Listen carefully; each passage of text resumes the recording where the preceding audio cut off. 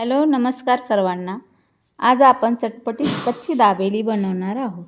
त्यासाठी लागणारे सर्व साहित्य घेतलेले आहे।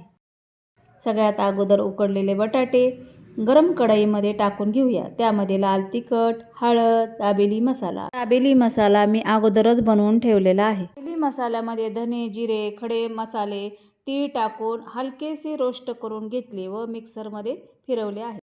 या बटाट्यामध्ये थोडेसे पाणी टाकले। नंतर बेडगी मिरचीचे पावडर टाकली आहे। आपण याला व्यवस्थित मिक्स करून घेऊया।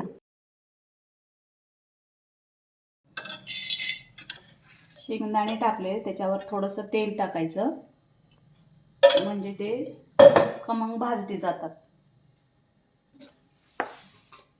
थोडंसं लाल तिखट टाकायचं चवीनुसार,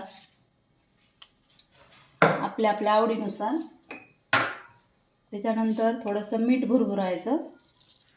आपण अगोदरच टाकलेलं आहे बटाट्यामध्ये, त्यामुळे ह्याच्यामध्ये थोडंच प्रमाणात टाकायचं।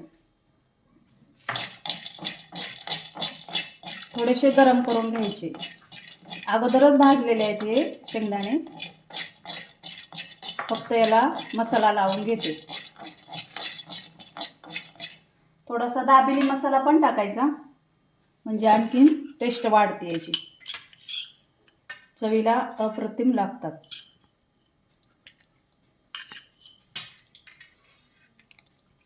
अशा प्रकारची दाबेली जर बनवून खाल्ली तर तुम्ही बाहेरचं कधीच खाणार नाही।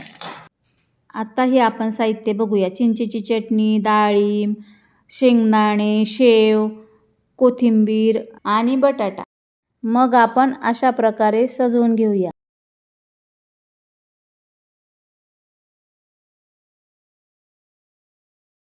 वाला मधोमध कापून घेतली आहे।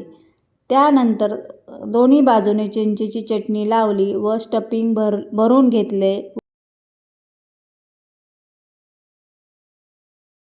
पॅनवर बटर लावून शेकून घेतले।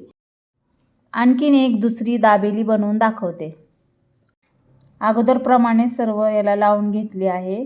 स्टफिंग भरून तव्यावर बटर लावून शेकून घेतले।